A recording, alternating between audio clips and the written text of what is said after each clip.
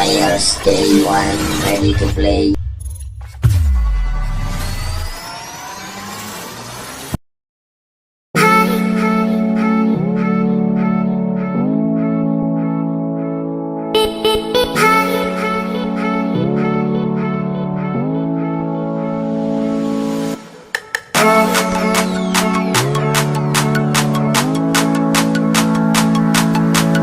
Kita mulai pada sesi pertama pemaparan tiap konsentrasi oleh Bapak dan Ibu dosen Program Magister Teknik Industri Universitas Gadjah Mada.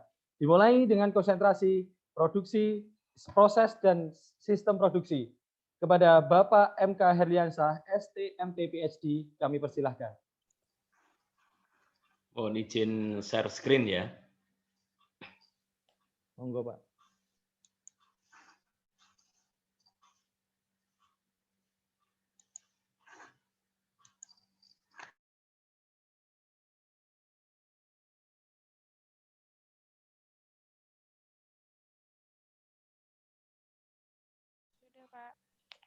Sudah, Bapak.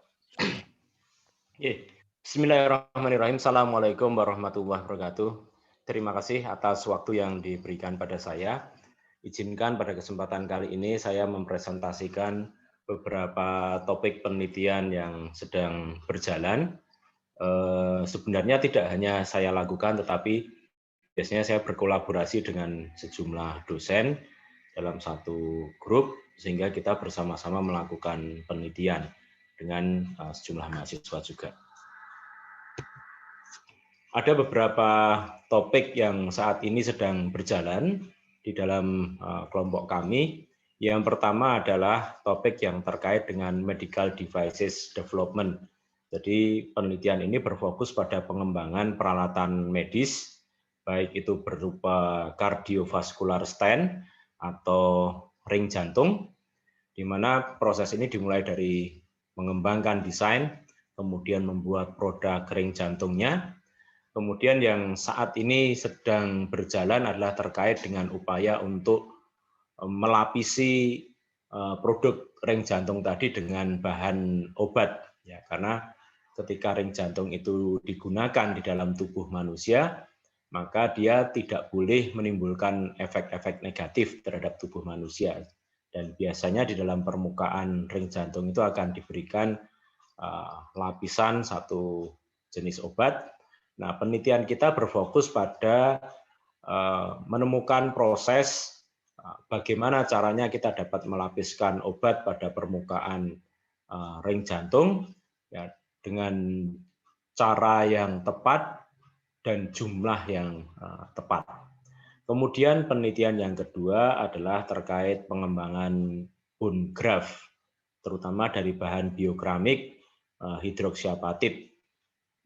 Bone graft ini adalah material yang digunakan untuk mengisi rongga-rongga yang terdapat pada tulang ketika tulang itu mengalami kerusakan, ya, baik karena osteoporosis ataupun karena fracture, ya, karena patah atau retak. Nah, sehingga kemudian tulang itu harus direstorasi, biasanya akan dimasukkan ke dalamnya bahan biokramik. Nah, penelitian ini berfokus pada usaha untuk mengembangkan bahan biokramiknya, kemudian mendevelop bahan bone graft, baik itu yang berupa bone graft yang bentuknya irregular atau bentuknya tidak beraturan, ataupun juga bone graft yang memiliki bentuk-bentuk yang tertentu yang diproses dengan menggunakan 3D printing. Kemudian yang ketiga, ini kolaborasi dengan kedokteran gigi. Kita juga mengembangkan dental pose atau bahan untuk menyambung gigi.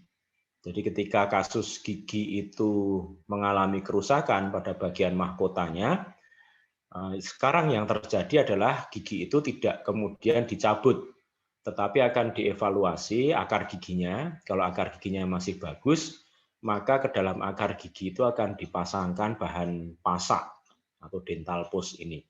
Kemudian di ujung pasak itu akan dibangun atau dibuat mahkota gigi yang baru. Sehingga kita punya gigi tiruan tetapi serasa gigi asli. Nah, banyak masalah di dalam bahan dental pus ini. Salah satunya adalah bahan dental pus yang ada di pasaran itu bersifat homogen, jadi kekuatannya itu seragam di seluruh bagian. Padahal gigi manusia itu kekuatannya berbeda-beda dari ujung ke ujung. Nah, sehingga kita perlu mengembangkan satu material yang memiliki karakteristik yang juga berbeda-beda dari satu bagian ke bagian yang lain mengikuti sifat dari gigi asli. Kemudian fokus penelitian yang kedua adalah dalam bidang manufacturing atau proses. Ini yang pertama adalah mengembangkan 3D printing biokeramik, terutama untuk mensupport pengembangan bone graft ini. Saat ini ada satu mahasiswa S3 Teknik Mesin yang sedang berfokus di pengembangan 3D printing dan juga bone graft dari bahan biokeramik. Kemudian juga pengembangan canting cap batik, ya. Karena kita melihat bahwa para pengrajin canting cap itu semakin lama semakin punah, gitu ya. Proses regenerasinya berjalan sangat lambat, sehingga kita menginginkan bagaimana agar proses pengembangan dan pembuatan canting cap batik itu dapat dipermudah, dan kita juga mencari bahan-bahan yang lebih mudah diperoleh, begitu ya. Saat ini bahan canting cap batik ini menggunakan tembaga. Ya, kita sedang mengupayakan untuk mencoba mencari bahan-bahan yang lain. Ini ada satu mahasiswa S3 Teknik Mesin yang berkonsentrasi di penelitian ini. Kemudian fokus yang berikutnya adalah penelitian dalam bidang production system. Ini cukup scattered, cukup beragam penelitian di area ini, karena implementasi bidang ini dapat di area apapun sebenarnya, tidak hanya terbatas di lantai produksi.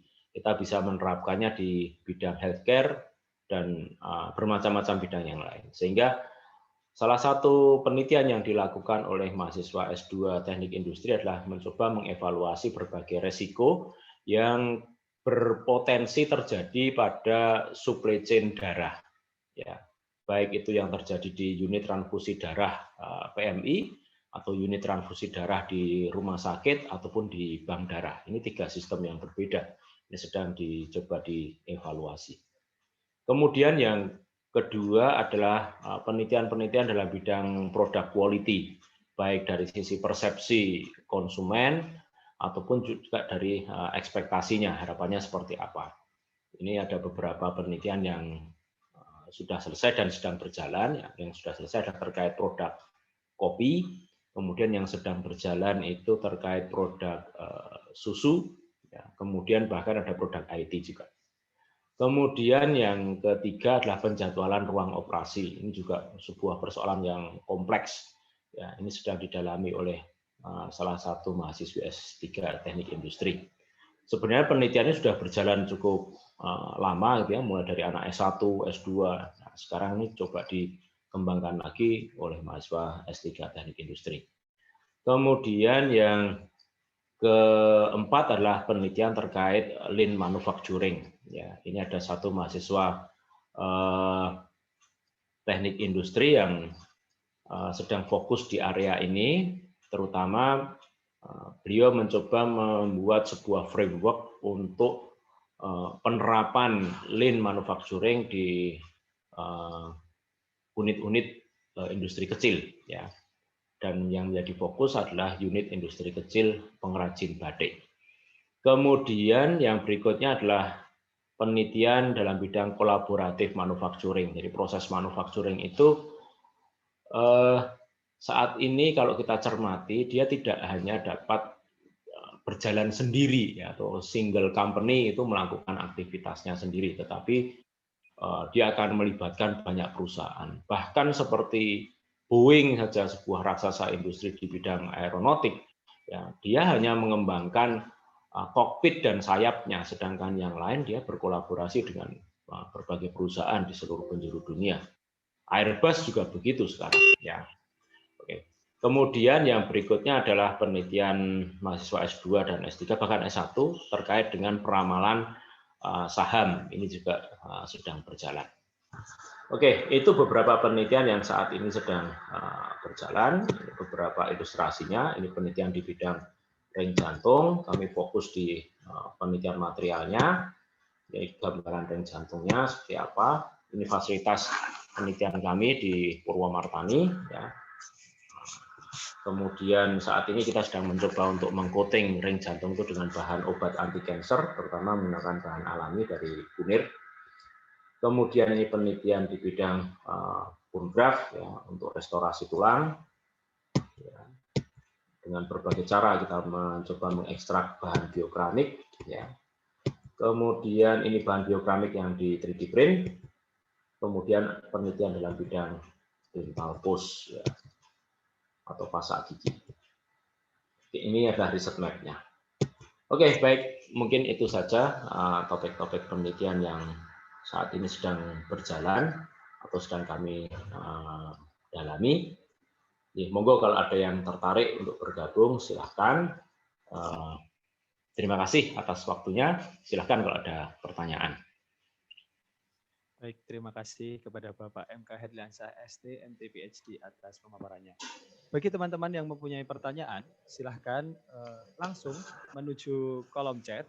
Sudah disediakan link untuk bertanya, silahkan. Jadi teman-teman tinggal klik linknya, kemudian mengisi pertanyaan yang ada di dalamnya. Nanti akan kami bacakan pertanyaannya. Seperti itu. Monggo teman-teman, silahkan untuk mengisi pertanyaan jika ada pertanyaan yang ingin disampaikan kepada Bapak Herliansyah.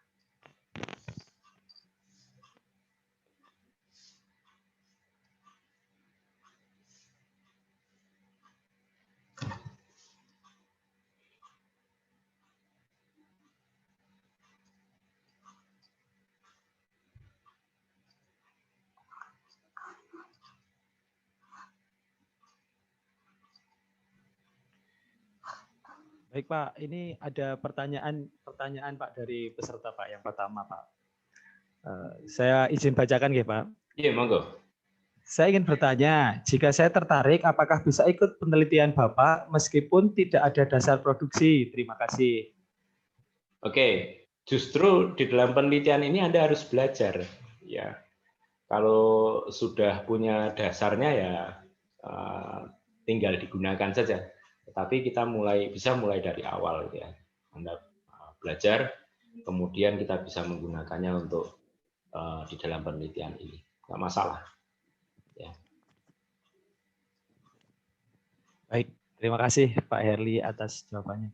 Silahkan teman-teman yang lain, peserta mungkin ada pertanyaan yang lain, silahkan menuju kolom chat, kemudian menuju link yang sudah disediakan oleh panitia, lalu mengisi pertanyaan apa sih, kebingungan-kebingungan apa yang teman-teman rasakan, atau teman-teman ingin tahu tentang konsentrasi proses dan sistem produksi ini. Silahkan teman-teman, waktu masih ada untuk sesi tanya jawab ini. Bisa langsung saja bertanya, mengisi link. Oke, baik. Sambil menunggu pertanyaan gitu ya. Jadi topik-topik yang terkait medical devices development tadi biasanya saya berkolaborasi dengan Pak Alfa gitu ya. Kita dalam satu tim. Kemudian yang terkait dengan lean manufacturing, kemudian pengembangan canting batik, kemudian pembinaan UMKM di batik ini saya biasanya berkolaborasi dengan Pak Andi Sudiarso. Jadi mahasiswa-mahasiswanya kita bimbing bersama dalam satu tim gitu ya. Jadi kita dalam satu tim itu belajar bersama, mencoba menyelesaikan persoalan itu secara bersama-sama. Jadi persoalan itu tidak menjadi beban individu masing-masing mahasiswa, tetapi biasanya akan kita bentuk dalam satu tim sehingga beban itu kita gotong rame-rame sehingga menjadi lebih ringan. Ya. Misalnya aja dalam kasus yang produk quality tadi. Nah, jadi ada beberapa mahasiswa yang dalam satu tim juga, hanya kemudian objek yang dianalisis itu berbeda-beda. Ya, ada yang menganalisis kopi, ada yang menganalisis susu, ya, ada yang menganalisis sistem informasi. Tetapi kan paling tidak mereka bisa berdiskusi terkait tool-nya secara bersama-sama, terkait bagaimana mengolah datanya, bagaimana menarik kesimpulannya, itu kan bisa berdiskusi. Perkara objeknya berbeda itu kan sudah menjadi fokus penelitian yang berbeda. Begitu pula halnya dalam penelitian-penelitian di area UMKM batik. Ini juga satu tim ya. Biasanya kita bimbingan bersama. Begitu. Terima kasih Bapak Herli. Ada pertanyaan kedua ini Pak dari teman-teman peserta. Saya ingin bertanya, batasan antara teknik mesin dan industri di proses dan sistem produksi ini bagaimana nggih Pak? Oke. Jadi biasanya untuk yang teknik mesin dia akan lebih fokus pada hardware-nya. Ya, pada hardware-nya. Sedangkan yang teknik industri dia akan lebih fokus pada sistemnya. Ya, jadi yang aspek yang soft-nya itu. Jadi, tetapi tidak menutup kemungkinan, ya, karena saya juga pernah mengalami punya mahasiswa yang teknik industri, tetapi dia memiliki ketertarikan terhadap hardware itu cukup tinggi, sehingga dia juga dapat diarahkan ke hardware-nya juga, begitu. Baik, terima kasih kepada Bapak MK Herliansah ST, MT, PhD atas pemaparannya. Masih ada pertanyaan satu lagi, Pak. Topik Risk and Blood SCM, apakah sudah ada kerjasama sebelumnya terkait perizinan pengambilan data atau observasi ke PMI, RS, atau Bank Darah? Oke, topik ini sebenarnya sudah cukup lama berjalan, ya. Dimulai dari kita mengevaluasi masing-masing sistem, baik itu di tingkat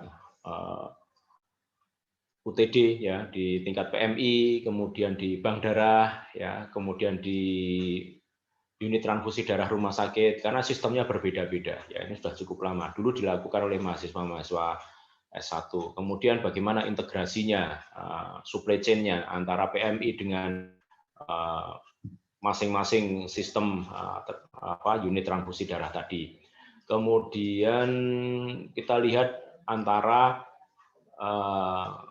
level daerah yang berbeda, ya, di tingkat kabupaten, di tingkat provinsi, kemudian lintas provinsi, ini bagaimana supply chain-nya yang terjadi. Kemudian saat ini kita sudah masuk ke level melihat resikonya. Ya, sudah melihat resikonya. Dan PMI cukup terbuka, ya, rumah sakit juga cukup terbuka untuk kita melakukan penelitian di area ini. Hanya saja yang perlu kita ingatkan adalah biasanya kalau penelitian dalam bidang healthcare, ya, terutama bersinggungan dengan data-data pasien rumah sakit itu memang ada tahapan yang harus dilakukan, terutama dalam proses ethical clearance, ya. Kita harus mengajukan proposal ke komisi etik. Kalau di UGM, ya, di Fakultas Kedokteran, mereka akan mengevaluasi, ya, kemudian ada protokol yang harus kita ikuti, ya, misalnya tidak boleh membuka data pasien dan lain sebagainya, ya. Kalau itu kita ikuti, maka proses pengambilan data itu menjadi satu hal yang mudah, ya. Bahkan kalau di PMI itu tidak perlu kita sampai ke ethical clearance, ya, tidak perlu. Tapi kalau di rumah sakit itu perlu. Nah, di rumah sakit sendiri ada beberapa kebijakan, ya. Misalnya kalau rumah sakit milik pemerintah Jogja, ya, rumah sakit Jogja, dia tipenya Bank Darah Rumah Sakit (BDRS). Itu sebelum kita bisa mengambil data, mereka biasanya akan meminta kita untuk magang kira-kira 1 bulan dengan tujuan agar kita memahami betul sistem berjalan seperti apa, dan masalah yang diangkat itu adalah berdasarkan kasus real yang ada di sistem tersebut. Ya, kalau di Sarjito ini tipenya UTDRS, unit transfusi darah rumah sakit, ya, hak dan kewajibannya beda dengan BDRS. Ini kita tidak perlu magang, tetapi kita harus masuk ke komisi etik tadi, ya. Dan komisi etik akan mengevaluasi proposal kita, dan biasanya prosesnya agak lama, sekitar 4 bulan, ya. Itu lamanya itu karena masalah antrian, ya. Jadi banyak proposal yang diajukan ke komisi etik, dan sehingga mereka harus perlu waktu untuk mengevaluasinya. Itu penjelasan dari saya. Nanti kalau ada hal-hal yang akan ditanyakan, kita bisa diskusi lebih lanjut. Silakan. Baik. Terima kasih kepada Bapak MK Herliansah ST, MT, PhD atas pemaparannya. Bagi teman-teman yang masih ingin bertanya, bisa langsung nanti berdiskusi dengan Bapak MK Herliansah ST, MT, PhD. Terima kasih kepada Bapak MK Herliansah ST, MT, PhD atas pemaparannya. Ya, terima kasih dan mohon izin saya pamit dari forum karena harus yudisium ke program profesi insinyur. Terima kasih. Assalamualaikum warahmatullahi wabarakatuh. Waalaikumsalam. Waalaikumsalam. Terima kasih Pak Herli. Yeay. Selanjutnya, pemaparan yang kedua, masih dari konsentrasi proses dan sistem produksi, kepada Bapak Andi Sudiarso, STMT MSc PhD, kami persilahkan. Ya, matur nuwun Mas atas waktunya. Sebelumnya mohon maaf kalau background-nya agak tumpang tindih ya. Oke, mohon izin untuk share materinya. Monggo Pak. Tombol share-nya di mana ya? Yang warna hijau Pak, share screen. Oh ya, sudah keluar ya. Ini kuliahnya ganti-ganti ya, pernah pakai Zoom, pernah pakai Webex, pernah pakai Google Classroom. Nah, kitanya yang bingung ya. Oke. Sebentar, saya besarkan dulu.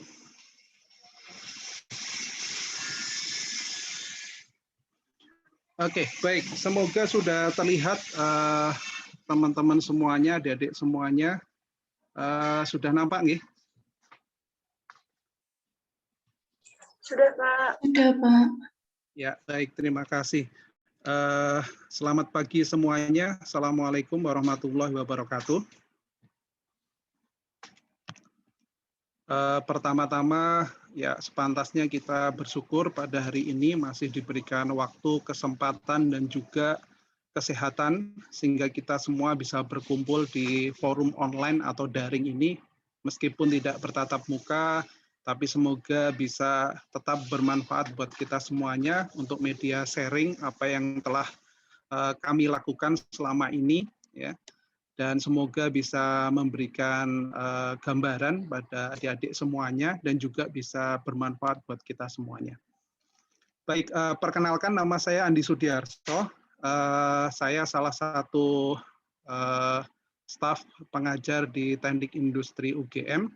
Saat ini saya dipercaya untuk menjadi Kepala Laboratorium Proses dan Sistem Produksi atau kita singkat sebagai Prosesi, Proses dan Sistem Produksi. Kemudian saya juga memiliki satu sarana riset ya, fasilitas riset mandiri yang saya beri nama Rumah Riset. Pada kesempatan pagi hari ini saya akan memberikan satu sharing pengalaman, yaitu tentang bagaimana riset berbasis produk atau product based research. Nah, berikut ini alasannya ya, kenapa kita risetnya itu harus berbasis produk dan kenapa kita harus mengarah ke komersialisasi produk. Yang pertama, alasannya adalah kita prihatin bahwa lebih dari 95% produk di sekitar kita, produk non-kuliner misalkan ya, produk teknologi, itu adalah produk-produk impor atau setidaknya under license. Bisa dibuat di Indonesia, tapi license-nya masih license dari luar negeri. Nah, padahal kita memiliki tenaga ahli yang cukup banyak. Kita memiliki pakar-pakar di semua bidang kehidupan kita termasuk teknologi. Namun kenapa kok kita masih menjadi konsumen dan sedikit sekali produk-produk yang dihasilkan oleh tenaga ahli di dalam negeri. Sehingga ini menjadi keprihatinan kita bersama. Ya kalau jumlahnya 50% masih lumayan lah. Ini 95%. Coba kalian lihat di sekitar kalian dari motor, televisi, yang teknologi ya, handphone, ya, peralatan-peralatan elektronik di rumah dan seterusnya, itu nyaris semuanya impor atau license dari luar negeri. Nah, ini menjadi keprihatinan bersama kita semuanya dan ke depannya harapannya kita bisa mengurangi hal ini. Yang kedua, merupakan langkah ya kita untuk bisa mengurangi ketergantungan impor dan menuju kemandirian bangsa. Nah, ini harapannya, cita-citanya seperti itu. Kalau satu orang dosen saja punya satu produk misalkan, yang produk itu sampai ke masyarakat, saya yakin angka 95% ini bisa diturunkan. Ya. Cukup satu saja, selama dia menjadi dosen dari awal karirnya sampai kemudian pensiun, ada satu produk yang memang laku, dimanfaatkan dan dijual di masyarakat secara terus-menerus ya. Maka harapannya kita bisa lebih mandiri lagi. Kita tidak sangat tergantung pada produk-produk luar negeri. Kemudian yang ketiga, upaya menjadi bangsa produsen ya. Kita harus bisa menjadi bangsa produsen dan bukan malah menjadi pasar atau konsumen. Ya, menjadi diperebutkan oleh produk-produk luar negeri menjadi pasar. Ya, dan kita dengan bangganya ya selfie dengan produk-produk luar negeri ya, bukan produk dari kita sendiri. Nah, itu beberapa hal yang menjadi alasan kenapa kami meletakkan riset itu berbasis produk. Kenapa? Supaya bisa dijual.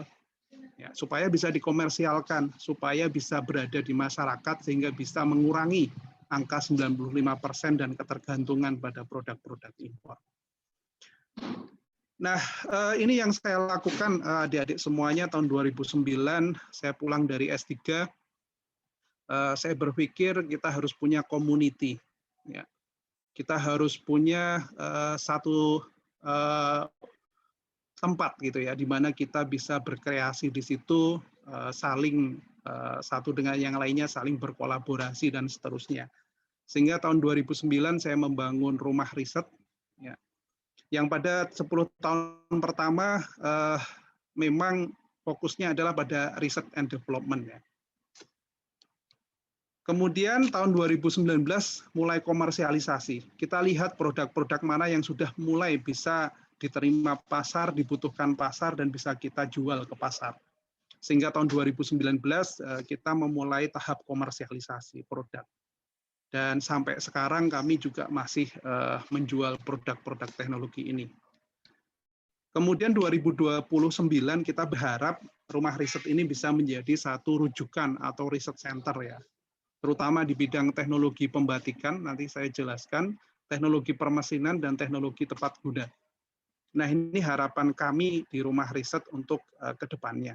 Sehingga memang kami bagi menjadi tahapan ini supaya kami punya target dan terpacu untuk bisa merealisasikan setiap tahapan ini dengan baik.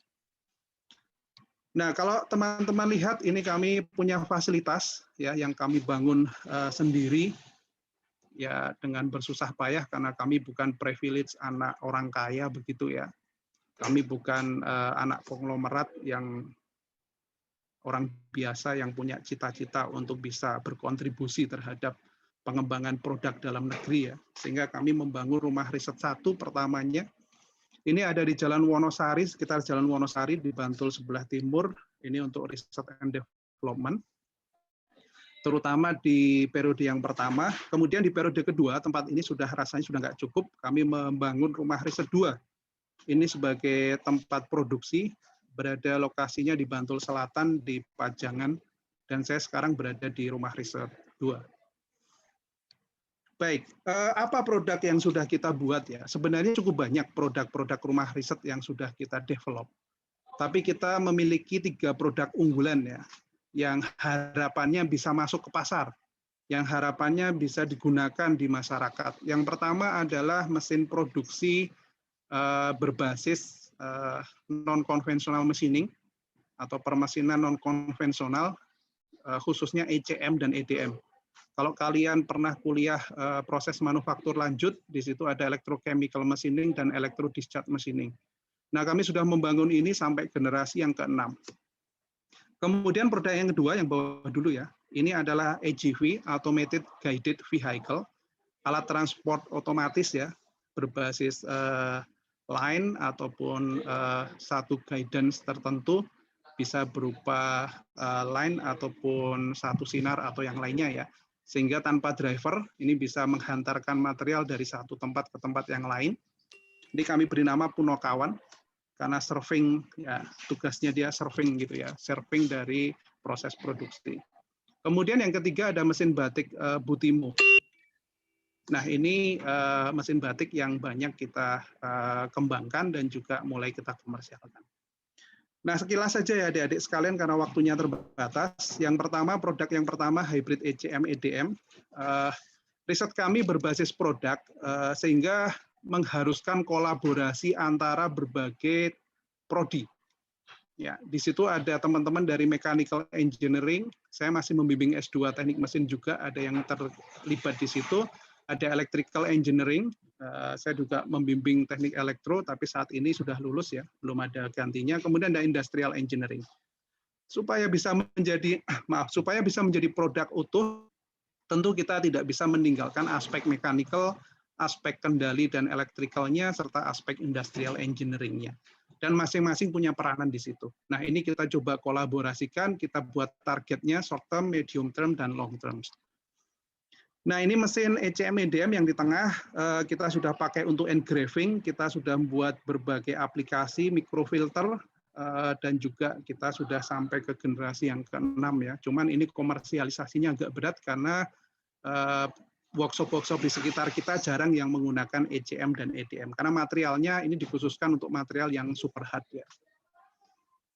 Ini mesin yang lainnya yang pernah kita buat, mesin biomas, mesin press, mesin pembuat pelet, mesin pemproses wajan, punch kulit, bubut portable dan router portable ya. Ini khususnya teknologi tepat guna.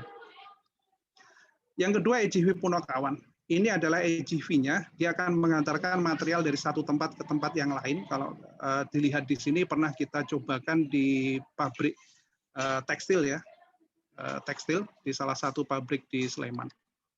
Sedikit video ya, semoga bisa terlihat.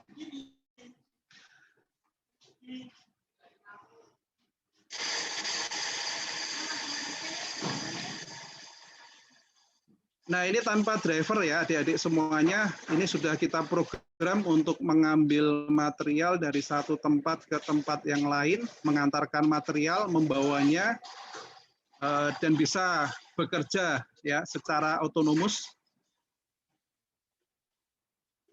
Oke ya, nanti lainnya bisa dilihat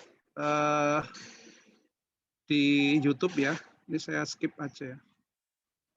Baik, ini berbagai risetnya, ada routingnya, ada engineering analysis-nya, dan seterusnya. Mesin batik berikutnya. Nah, ini latar belakangnya kenapa kita memunculkan mesin batik, yaitu adanya printing atau tekstil motif batik, semakin mahalnya biaya tenaga kerja, lamanya proses membatik, demand-nya semakin tinggi di sisi lain, dan juga kita menuju era industri 4.0 dan custom desain batik. Nah, kita analisis dari proses membatik, bagian mana yang teknologi itu bisa dan diperlukan untuk kita kolaborasikan dengan manual. Jadi kita tidak menghilangkan manualnya ya, adik-adik sekalian, hanya mengganti salah satu atau dua proses dengan teknologi. Dan kita bisa melihat di situ bagian bottleneck dari proses membatik adalah bagian awal, yaitu sket dan proses kelowong istilahnya atau motif utama. Dan itulah yang kita gantikan dengan menggunakan teknologi. Dan kita menyebutnya batik tekno. Nah, ini prosesnya, sketch dengan pensil, tapi bisa menggunakan software, kemudian kita ubah menjadi G-code, kita jalankan pada mesin batik, kemudian nanti akan didapatkan hasil seperti yang atas ini, kemudian kita proses, kita warna, kita finishing manual, sehingga menghasilkan bentuk yang seperti yang di bawah. Sedikit gambaran prosesnya.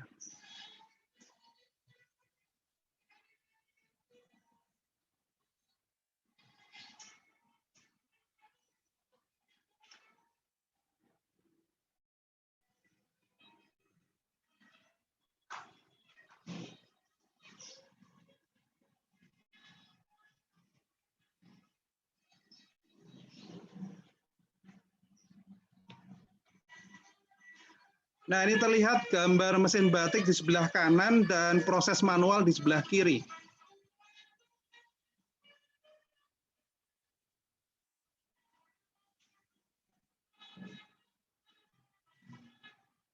Oke, saya skip ya. Ini contoh hasilnya, ada yang bisa menebak batik apa ini.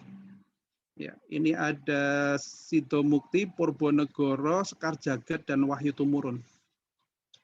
Nah, ini keunggulan produknya mempersingkat waktu produksi, menghemat penggunaan malam, mempertahankan ketembusan malam, mampu bekerja non-stop 24 jam per hari, untuk beberapa hari, tetap memiliki nilai seni yang tinggi, mendukung custom desain batik dan dapat diintegrasikan dengan online, sistem online, dan mendukung real-time production menuju era batik 4.0. What next? Nah, berikutnya adalah komersialisasi. Nah, langkah pertama komersialisasi, yang pertama kita kejar HKI-nya dulu, adik-adik sekalian. Ini adalah HKI rumah riset, jumlahnya sudah mencapai 24, bahkan lebih. Ya, kami juga masih memproses beberapa HKI. Mulai dari merek hak cipta, desain industri, paten, bahkan kami mencoba untuk menerobos paten internasional.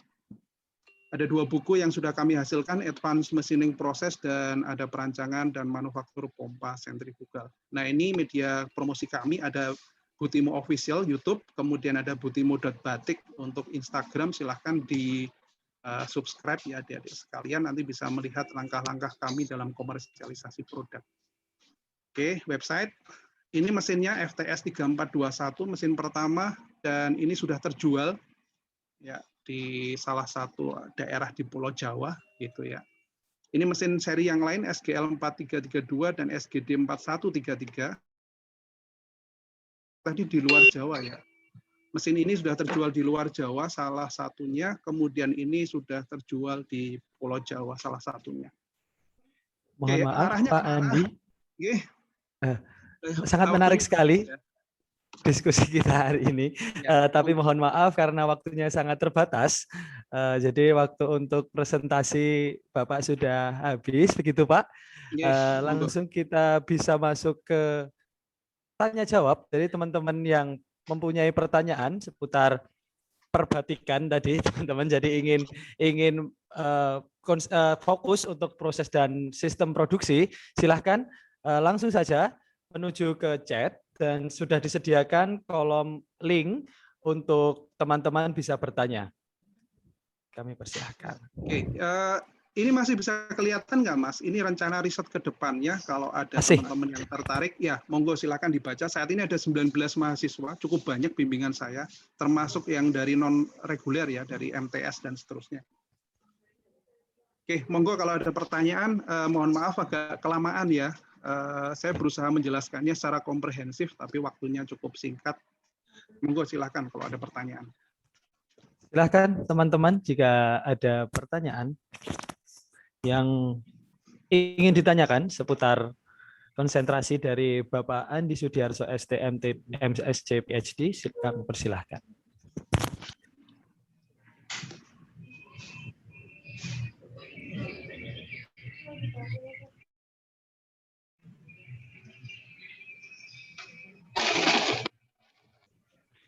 Pak, ini ada pertanyaan dari peserta, dari monggo, akan mohon saya izin bacakan ya Pak. Ya Mas, dibacakan aja. Selamat pagi Pak Andi, saat ini penelitian yang sedang Bapak laksanakan adalah mengenai batik. Apakah nanti akan ada fokus penelitian lain ya Pak? Terima kasih.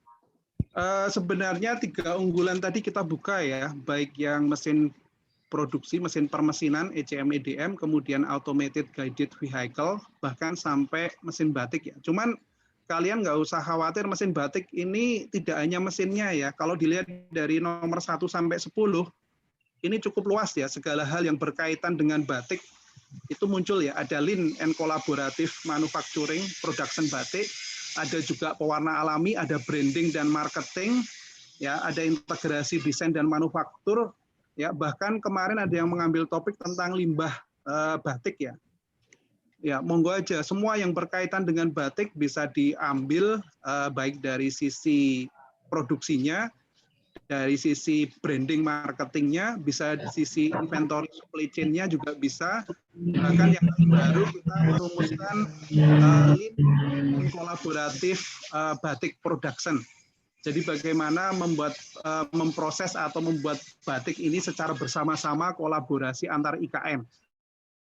Sudah menyebutkan kita kalau bimbingan kumpul ya di Butimo ya, kumpul di Butimo dari anak teman-teman S1, S2, S3, kita diskusi bareng-bareng bagaimana ke depannya industri batik ini kita reshape ya, atau kita format lagi, kita perbaiki lagi, kita lean-kan lagi dan seterusnya dengan mengusung kolaboratif batik production. Kira-kira seperti itu. Baik, terima kasih Bapak Andi Sudiarso ST, MTM, SC, PhD atas pemaparannya hari ini. Bagi teman-teman yang masih ingin bertanya, bisa langsung berdiskusi kepada Bapak Andi Sudiarso, nggih, Pak, nggih. Seperti itu. Karena, monggo silakan. nggih. Terima kasih kepada Bapak Andi Sudiarso ST, MTM, SC, PhD atas pemaparannya. Sami-sami saya pamit ya Mas ya. Mohon maaf ada rapat yang lain. Matur nuwun atas perhatiannya, kurang lebihnya mohon maaf. Assalamualaikum warahmatullahi wabarakatuh. Waalaikumsalam warahmatullahi wabarakatuh. Terima kasih. Terima kasih banyak, Pak. Baik. Presentasi konsentrasi yang ketiga masih dari proses dan sistem produksi kepada Bapak Dr. Arif Wibisono ST, MT. Kami persilahkan. Terima kasih. Mohon maaf ini saya background-nya belum nge-download, jadi saya pakai background yang ada. Ini saya pengen share ya, izin share. Sampun ya? Sampun, Pak. Sampun, Pak. Ini kok belum mana ya? Oke. Terima kasih. Tulis apa namanya? Nah, stopwatch biar waktunya kelihatan. Jadi ini presentasi khusus untuk IRS 2021. Ya. Lokasi ini Hajime Maste saya Arif Wibisono, background saya mechanical engineering, kemudian ke industrial engineering, design and by feature, kemudian melanjutkan S3 optimisasi desain, jadi integrasi desain dan manufaktur dengan menggunakan genetic algorithm dan produk model. Gitu ya. Itu yang nanti sedikit kami sampaikan tentang riset yang terakhir. Cuman memang riset saya berhubungan dengan desain dan manufacturing. Ini riset field saya, ya, jadi desain dan manufacturing system. Kemudian juga didukung dengan manufaktur automation, jadi saya mengembangkan beberapa peralatan otomatis. Kemudian riset saya juga berhubungan dengan sentra industri atau small medium enterprise, karena di Yogyakarta maupun di lingkungan kita banyak sekali industri-industri kecil. Kemudian juga ada di bidang supply chain. Nah, kebanyakan sekarang saya riset untuk S3 ini. Kemudian di vehicle design ini kesenangan saya. Jadi dari saya masuk aja sampai sekarang senang otak-atik desain untuk vehicle.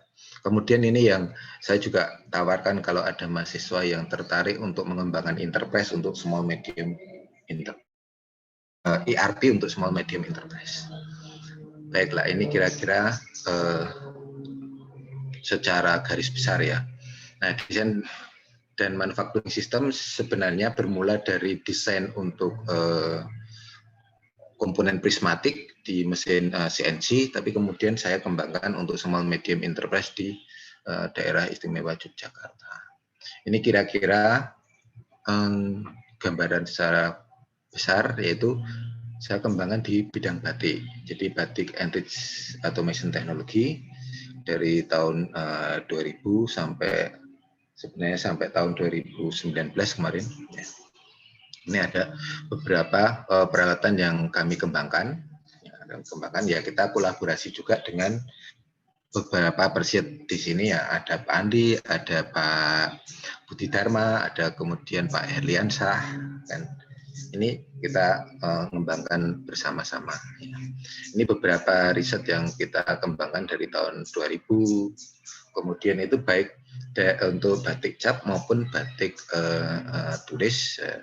Cuman di selanjutnya saya lebih banyak konsentrasi batik cap, kemudian Pak Andi di batik tulis.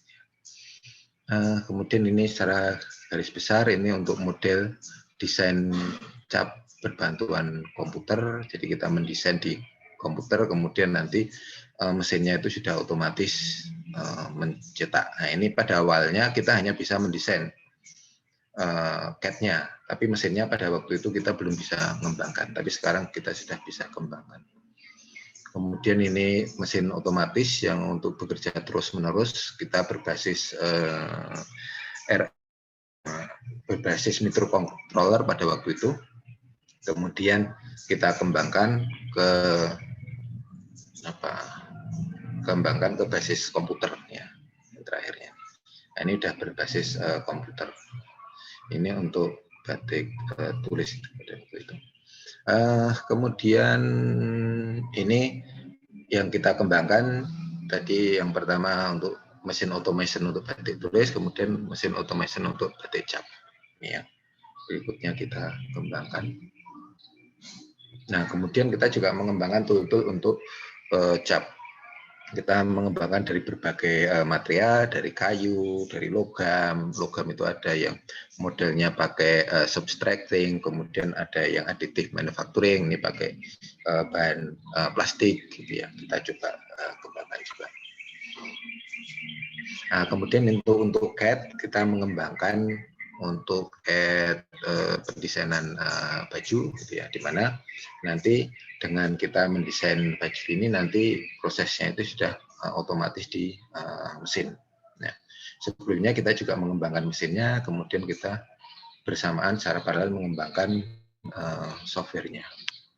Oke, ini itu yang untuk desain dan manufacturing. Kemudian untuk vehicle design. Nah, untuk vehicle design ada beberapa ini yang awal-awal kita riset untuk produk dari desain to sampai prototyping. Ini prototyping ini fast prototyping, rapid prototypingnya pakai layer manufacturing. Layer manufacturing cuman beda untuk seperti layer manufacturingnya Alpha, kita menggunakan slicing, gitu ya. Kemudian kita mengembangkan low cost green car. Juga kita mengembangkan pada waktu itu baru maraknya monorail ya, monorail di Jakarta. Kemudian kita juga mengembangkan desain dan manufaktur untuk desain dan prototyping untuk monorail. Kemudian untuk sepeda motor juga pada waktu itu marak berkembang sepeda motor di Indonesia. Kemudian kita mengembangkan untuk desain itu ya. Kemudian ini gambarannya untuk Gajah Mada monorail, kita kembangkan sampai prototyping nih, tapi tidak hanya sampai prototyping ini saja, sampai bentuk ukuran 4 meter, belum sampai diletakkan pada guiding railnya. Kemudian ini untuk konsep sepeda motor. Kemudian kita kembangkan untuk sepeda motor elektrik juga. Nah, saya cepat ini untuk low cost car, kita kembangkan dari berbasis berubah menjadi karena ada dulu menjadi roda 4 karena ada satu niche, bukan niche market tapi rentang harga. Jadi antara harga 50 sampai 100 itu tidak ada kendaraan yang dijual sebesar. Nah, kita masukin ke rentang harga sebesar itu, tinggi itu untuk kendaraan roda 4. Selanjutnya ini untuk ergonomi, kita mengembangkan pendesainan kabin mobil secara ergonomi. Kemudian ini untuk desain dan prototyping untuk 3 roda. 3 roda rencana dulu zaman Jokowi awal itu untuk di Jakarta. Sudah sampai di sini. Kemudian itu untuk low cost green car untuk desain. Kami lanjutkan untuk ini untuk vehicle design yang berhubungan dengan optimasi. Kami riset besar untuk ship assembly. Nah, ini dengan produk model di mana kita harus bisa menguasai bagaimana mengembangkan slicing dengan objek oriented programming, kita pakai Smalltalk, cukup sulit kita kembangkan. Nah, ini hasilnya optimasi. Jadi kita mengoptimasikan bagaimana langkah assembly dari yang belum dioptimasikan, kemudian hasilnya seperti yang jadi ini pengembangan tingkat penurunan waktunya. Selanjutnya Ini adalah satu riset pemandatan dari universitas, kebetulan kami jadi untuk mengembangkan kendaraan low speed dari konsep sampai pengujian, jadi konsep desain, kemudian basic design, engineering design, prototyping, dan pengujian. Ini Mohon maaf Pak Arief Wibisono. Sudah waktunya masih sudah habis. Waktu untuk pemaparannya sudah habis, Pak. Oke, terima kasih. Ya. Kemudian teman-teman yang mungkin ada pertanyaan seputar pemaparan dari Bapak Arief Wibisono, silahkan menuju ke chat dan sudah disediakan link pertanyaan oleh panitia. Silahkan teman-teman bisa klik dan mengisi link tersebut. Ingin bertanya apa sih seputar pemaparan dari Pak Arief Wibisono tadi. Silahkan teman-teman yang ada pertanyaan bisa disampaikan melalui link tersebut. Mohon maaf Pak Arief, ini ada pertanyaan Pak dari teman-teman peserta Pak. Izin saya bacakan nggih Pak. Ya.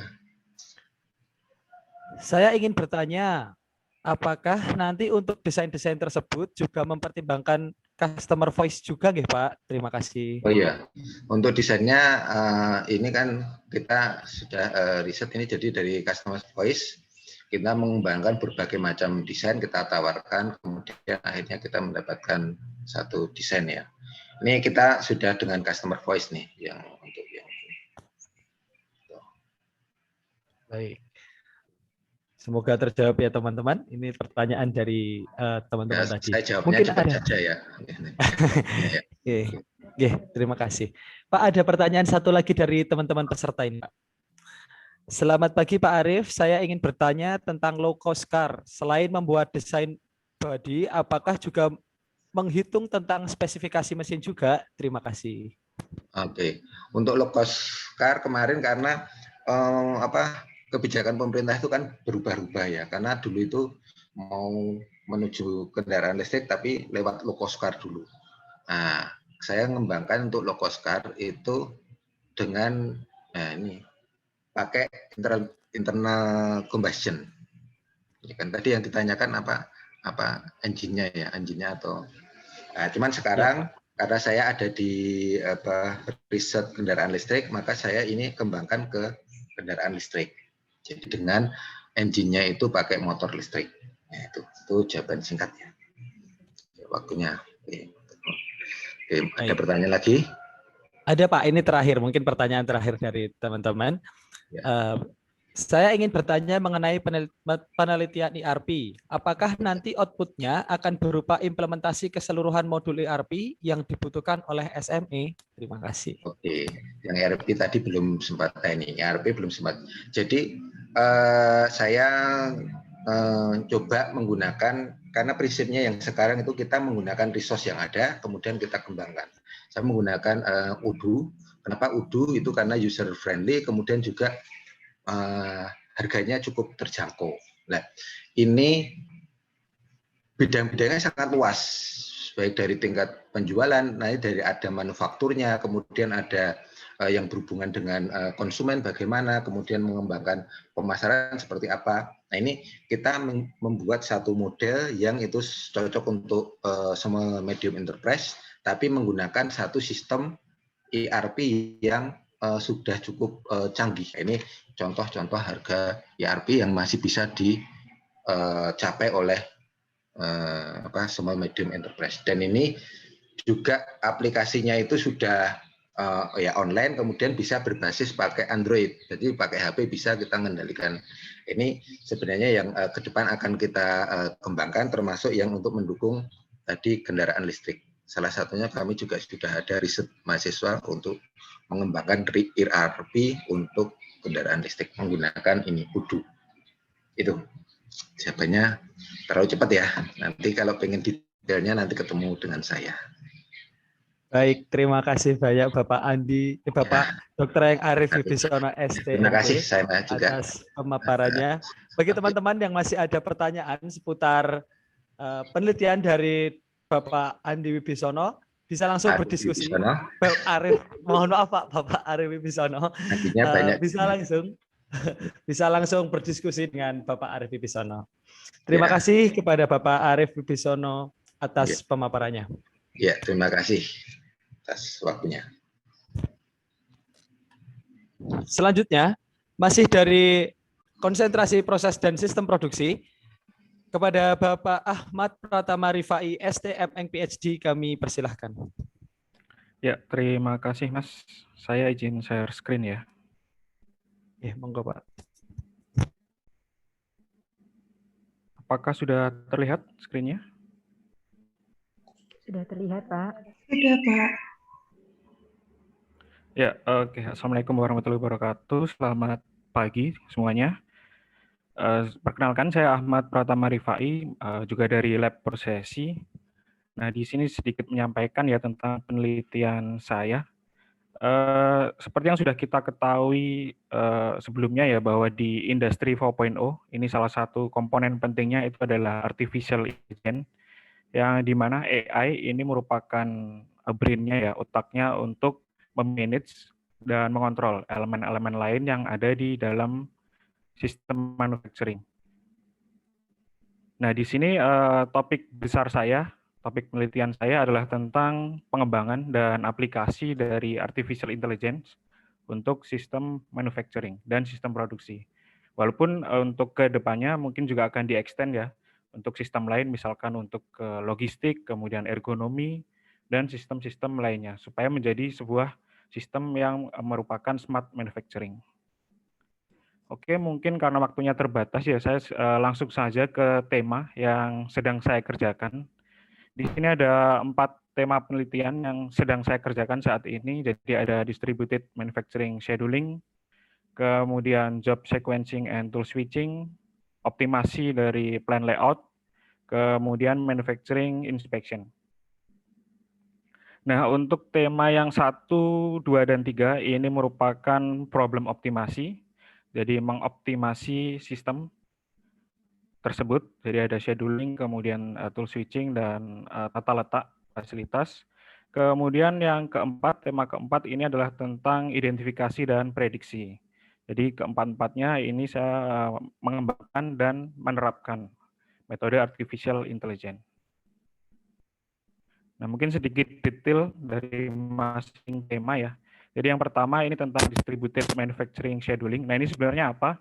Ini digunakan ketika perusahaan itu tidak hanya memiliki satu fasilitas atau satu pabrik atau satu lini produksi, tetapi memiliki beberapa lini produksi. Sehingga di sini problemnya adalah sebenarnya kombinasi dari location, allocation, dan scheduling problem. Jadi yang pertama ada beberapa alternatif lokasi untuk fasilitas, kemudian tujuannya adalah untuk memilih lokasi fasilitas tersebut yang akan digunakan. Kemudian yang kedua, ini adalah setelah dipilih lokasinya ya, yang kedua adalah untuk mengalokasikan produk, karena di perusahaan tersebut ya, itu memproduksi berbagai jenis produk, maka di sini dialokasikan produk mana saja dan volumenya seberapa yang akan dikerjakan oleh pabrik mana saja. Dan kemudian setelah itu, setelah di-assign produk dan volumenya berdasarkan customer demand tentunya, maka dilakukan scheduling, penjadwalan untuk masing-masing lini produksi, sehingga di sini tujuannya adalah untuk meminimalkan cost, kemudian meminimalkan waktu pemrosesan dan sebagainya, itu sehingga minimal. Oke. Kemudian tema yang kedua ini adalah tentang job sequencing and tool switching. Jadi ini digunakan di FMS, Flexible Manufacturing System. Jadi di mana di FMS itu kan mesin yang digunakan merupakan mesin CNC yang sifatnya machining center. Di mana CNC Machining Center itu dapat melakukan beberapa jenis operasi, jenis pemrosesan, bisa milling, drilling, bubut, dan sebagainya dalam satu mesin. Dan fiturnya adalah dia menggunakan slot magazine ini yang dapat menampung berbagai jenis cutting tool, misalkan di gambar ini. Nah, problemnya di sini adalah slot magazine ini dia memiliki kapasitas yang terbatas, dan CNC Machining Center tersebut tentunya harus memproduksi berbagai jenis produk dan masing-masing produk itu memiliki atau membutuhkan cutting tool yang berbeda-beda. Nah, maka di sini untuk tema ini ya, ini sebenarnya juga kombinasi dari penjadwalan. Jadi dari berbagai jenis produk itu mana produk yang harus dibuat terlebih dahulu, mana yang harus dibuat belakangan. Kemudian problem yang kedua adalah untuk meminimalkan setup time dengan adanya tool switching ini. Jadi pergantian tool karena pergantian pemrosesan produk itu harus dioptimalkan sehingga setup time, kemudian biaya untuk manufacturing itu dapat diminimasi. Nah, problem yang ketiga ini tentang optimasi dari tata letak fasilitas untuk plan layout ya. Jadi kita tahu bahwa suatu lini produksi itu proses produksi. Nah, maka di sini untuk problem ini simpelnya adalah menentukan posisi masing-masing dari mesin tersebut, menentukan tata letak dari masing-masing mesin tersebut, sehingga tujuannya adalah untuk meminimasi biaya perpindahan material handling cost. Nah, di sini untuk problem plan layout optimization ini yang sedang saya kerjakan saat ini saya concern ke double row layout problem. Jadi di double row layout problem ini sebenarnya simple ya. Mesin itu diletakkan di dua buah baris yang kemudian di tengahnya itu ada lorong untuk akses dari material handling, baik itu conveyor atau AGV atau material handling equipment lainnya. Nah, di sini ditentukan mesin mana saja yang masuk ke baris pertama atau masuk yang baris kedua, kemudian ditentukan posisinya untuk masing-masing baris. Nah, untuk ketiga problem tadi saya menggunakan metode optimasi ya. Dan di sini selain classical problem dengan single objective, saya juga meneliti tentang multi objective optimization dengan beberapa jenis objektif yang memiliki trade-off. Nah, kemudian sedikit singkat saja untuk yang tema keempat ini adalah tentang manufacturing inspection.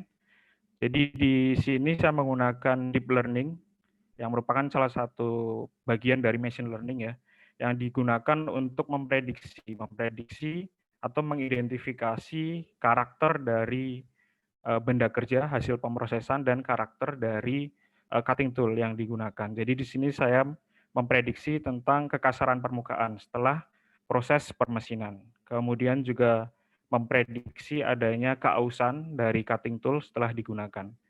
Nah, di sini saya menggunakan convolutional neural network. Jadi di mana sebenarnya ini merupakan extension ya dari neural network. Tetapi untuk CNN, ya CNN ini inputnya itu adalah array atau matrix. Jadi di sini inputnya itu berupa image atau berupa video. Yang itu nanti digunakan untuk memprediksi dari kondisi benda kerja maupun kondisi dari cutting tool yang digunakan. Nah, ini secara garis besar metode-metode artificial intelligence yang saya kembangkan dan yang saya gunakan di sistem manufaktur dan sistem produksi. Untuk identifikasi dan prediction, saya menggunakan machine learning. Khususnya saya menggunakan neural network dan CNN ya, untuk memprediksi dan untuk menginspeksi dari benda kerja dan cutting tool. Kemudian untuk problem yang 1, 2, dan 3, ini saya menggunakan metode metaheuristik. Salah satunya adalah evolutionary algorithm, jadi misalkan algoritma genetika, kemudian juga swarm intelligence, misalkan ant colony, kemudian PSO, dan sebagainya, serta juga metode-metode lain seperti adaptive large neighborhood search, kemudian variable neighborhood search, dan sebagainya. Nah, di sini tentunya tidak hanya mengaplikasikan, tetapi juga mengembangkan, mengimprove, mengkombinasikan, dan juga sampai dengan membuat metode baru untuk menyelesaikan masalah-masalah di dalam sistem manufaktur. Dan untuk kedepannya tidak hanya keempat problem yang sudah saya jelaskan tadi, masih ada banyak problem di dalam sistem manufaktur yang harus diselesaikan supaya lebih optimal sistemnya supaya dapat mengurangi biaya, mengurangi cost, meningkatkan efektivitas dan sebagainya. Dan selain itu mungkin juga untuk kedepannya ya tidak hanya di sistem manufaktur ya, tetapi di sistem lain, di logistik, di ergonomi dan sistem-sistem lain, termasuk juga di tema-tema yang sifatnya fun. Jadi kadang saya suka meneliti tentang temanya yang sifatnya fun. Jadi misalkan menggunakan CNN, deep learning untuk mengidentifikasi jenis spesies dari ikan, kemudian untuk mengidentifikasi apakah mahasiswa itu sebenarnya memperhatikan saat kuliah online dan sebagainya.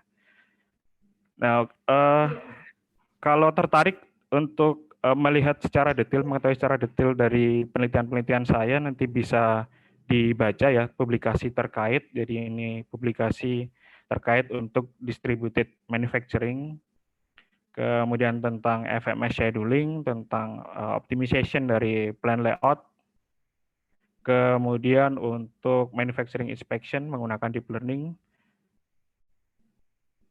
dan sebagainya. Oke, mungkin itu singkat saja dari saya. Terima kasih. Silakan kalau ada pertanyaan. Baik, terima kasih kepada Bapak Ahmad Pratama Rifai atas pemaparannya. Bagi teman-teman yang ingin bertanya, silahkan menuju link Slido yang sudah disediakan oleh panitia yang ada di kolom chat. Mohon maaf Pak Rifai, ada pertanyaan dari teman-teman panitia. Saya mohon izin bacakan ya, Pak. Silakan, tolong dibacakan ya. Untuk bahan penelitian tata letak berdasarkan problem yang sudah ada atau boleh membuat perancangan sendiri ya Pak? Terima kasih. Ya, dua-duanya sebenarnya bisa. Jadi kalau ada datanya dari IKM, mungkin suatu IKM gitu memerlukan arrangement ulang supaya untuk meminimalkan biaya, nah maka metode tersebut juga dapat diterapkan dan dikembangkan. Nah, mungkin saja ketika kita juga ingin membuat sebuah pabrik baru ya, mungkin kalau ada teman-teman yang ingin membuat suatu industri gitu, pertama kita identifikasi apa saja yang diperlukan, mesin-mesin apa saja yang diperlukan, kemudian kita harus memprediksi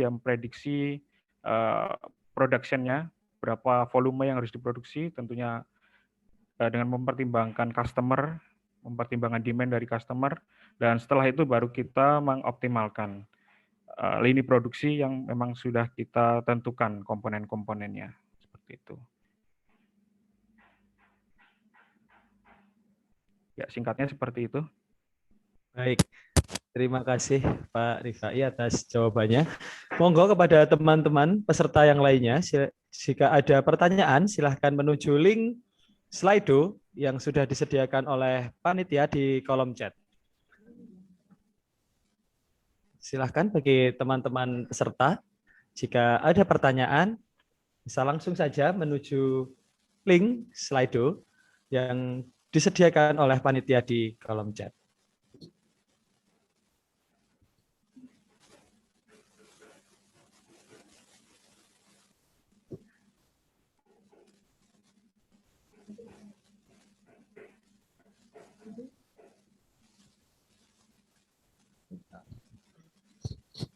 Baik Pak, ada pertanyaan Pak dari teman-teman peserta. Selamat pagi Pak, kedepannya apakah nanti juga perlu ada basic programming AI nggih Pak? Jika ikut penelitian Bapak, terima kasih. Oh ya, untuk membuat suatu metode artificial intelligence ya tentunya kita tidak bisa membuat secara manual ya. Jadi memang perlu programming. Biasanya saya menggunakan MATLAB maupun menggunakan Python untuk membuat programmingnya. Tapi tentunya ada guideline-guideline yang sudah disediakan, dan sebenarnya di internet pun juga banyak guideline ya untuk mengoperasikan untuk membuat metode artificial intelligence ini. Dan yang terpenting sebenarnya bukan programmingnya, tetapi bagaimana kita mengembangkan metodenya. Ya, singkatnya memang perlu programming, tidak bisa kita buat secara manual dengan perhitungan manual. Seperti itu. Baik, terima kasih Bapak Ahmad Pratama Rifai ST MNG PhD atas pemaparannya hari ini. Ya, terima kasih semuanya. Terima kasih. Assalamualaikum warahmatullahi wabarakatuh. Waalaikumsalam warahmatullahi wabarakatuh. Terima kasih banyak, Pak. Terima kasih Bapak Ahmad Pratama Rifai, ST, MPhD atas pemaparannya.